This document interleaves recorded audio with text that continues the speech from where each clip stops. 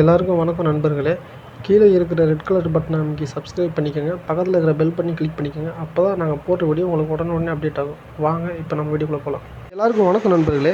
இன்றைக்கி நம்ம எதை பற்றி பார்க்க போகிறோன்னா ரொம்பவே ஒரு சூப்பரான ஒரு நியூஸை தான் இன்றைக்கி நம்ம பார்க்க போகிறோம். இது வந்து எல்லாருக்குமே பயன்படுற ஒரு நியூஸாக தான் இருக்கும். இந்த ஸ்டைல் பார்த்தீங்க அப்படின்னா எம்ப்ராய்டிங் ஸ்டைல். எம்ப்ராய்டிங்ஸில் வந்து நிறைய பேர் பார்த்துருப்போம், எடுத்திருப்போம், நிறைய பேர் யூஸ் பண்ணியிருப்போம். ஆனால் இந்த எம்ப்ராய்டிங்கில் வந்து என்ன மாதிரியான பிரச்சனைகள் வருதுன்னு சொல்லி நமக்கு தெரியாது. இன்றைக்கி நம்ம அதை தான் நம்ம பார்க்க போகிறோம். வாங்க இந்த பீஸை வந்து இந்த மெட்டல் எடிட்டர் மிஷினில் போடலாம். போதான்னு பார்க்கலாம். போகாது. இப்போ திருப்பி எடுத்து இன்னொரு டைம் செக் பண்ணி பார்க்கலாம். போடலாம். போகலை. ஸோ அந்த எம்ப்ராய்டிங்கில் வந்து ஏதோ ஒரு பிரச்சனைகள் இருக்குது. சரி வாங்க அது என்ன நம்ம பார்க்கலாம். இப்போ வந்து நம்ம வேறு பீஸ், அதாவது ஒரு நல்ல பீஸை வந்து இந்த மிஷினில் போட்டு பார்க்கலாம். ஏன்னா அப்போ தான் உங்களுக்கு வந்து தெரியும் எந்த மாதிரி பிரச்சனைகள் எதில் வரும்னு சொல்லிட்டு. வாங்க போடலாம். இது வந்து பார்த்திங்கன்னா ஒரு நல்ல பீஸ்.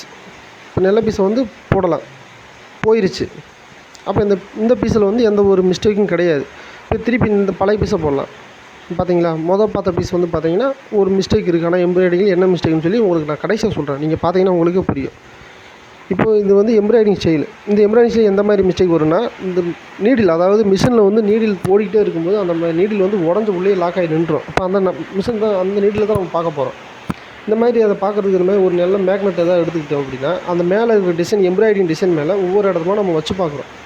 வச்சு பார்த்தோம் அப்படின்னா அந்த மெட்டல் இருக்கிற இடத்துல மேக்னெட் இழுக்கும். அது இழுக்கும் போதே தெரியும் நமக்கு அந்த இடத்துல வந்து மெட்டல் இருக்குதுன்னு சொல்லி நம்ம அனலைஸ் பண்ணிக்கலாம். இப்போ வாங்க ஒவ்வொரு இடமும் நம்ம வச்சு பார்க்கலாம். இப்போ ஏதாவது ஒரு இடத்துல இழுக்குதான்னு சொல்லி நம்ம செக் பண்ணலாம். இது வரைக்கும் தெரியல. இப்போது வெளியில் இல்லை. வாங்க நம்ம பீஸை உள்ளே திருப்பி பார்க்கலாம். உள்ளே திருப்பி பார்த்தா ஏதாவது இருக்கலாம்னு நினைக்கிறேன். வாங்க பீஸை உள்ளே திருப்பியாச்சு.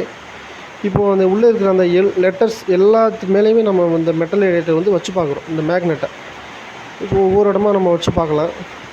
கீழே இருக்கிற லெட்டரில் இல்லை, இங்கேயும் இல்லை. இப்போ சென்டரில் பார்க்கலாம். சென்டரில் அந்த தெரியுது பார்த்தீங்களா? பார்த்தாச்சு. இதுதான் வந்து அந்த மெட்டல், அதாவது எம்ப்ராய்டிங் மிஷினில் எம்ப்ராய்டிங் தைக்கக்கூடிய ஊசி. அது எல்லாருக்கும் தெரியும், பார்த்துருப்பீங்க. அது எந்த அளவுக்கு உள்ளே இருக்குன்னு சொல்லி நம்ம பார்த்தா தான் தெரியும். இப்போ மெட்டல் எங்கே இருக்குதுன்னு நம்ம பார்த்தாச்சு. இப்போ அந்த மெட்டலை வந்து நம்ம எடுக்கிறதுக்கு உண்டான வழியை பார்க்கலாம். வாங்க. இந்த மெட்டல் எடுத்தால் தான் தெரியும் அது எந்த அளவுக்கு பெரிய நீடிலாக எப்படின்னு சொல்லி தெரியும். இந்த ஊசியை வந்து பார்த்திங்கன்னா நம்ம நார்மலான கையில் வந்து எடுக்க முடியாது. ஏன்னா அது வந்து உள்ளே நிறைய த்ரெட்டு மூலயமா லாக் ஆகி நிற்கும். எம்ப்ராய்டிங் மிஷின் பார்த்துட்டிங்கன்னா தெரியும் உங்களுக்கு. நிறையா த்ரெட்டு வரும், அதில் நிறையா கனெக்டிங் த்ரெட்டு வரும். அந்த மாதிரி இருக்கும்போது லாக் ஆகி நிற்கும். இந்த மாதிரி எதாவது ட்ரிம்மரு இல்லை வளையாத ஊசி எதாவது வச்சு நம்ம ட்ரை பண்ணி பார்க்கலாம். இப்போ கொஞ்சம் ரிஸ்க் எடுத்து எடுக்கிற மாதிரி தான் இருக்கும். வாங்க பார்க்கலாம். வரமாட்டேங்குது. கொஞ்சம் ரிஸ்க் எடுத்து எடுக்கிற மாதிரி இருக்கும். பாருங்கள், எடுத்தாச்சு.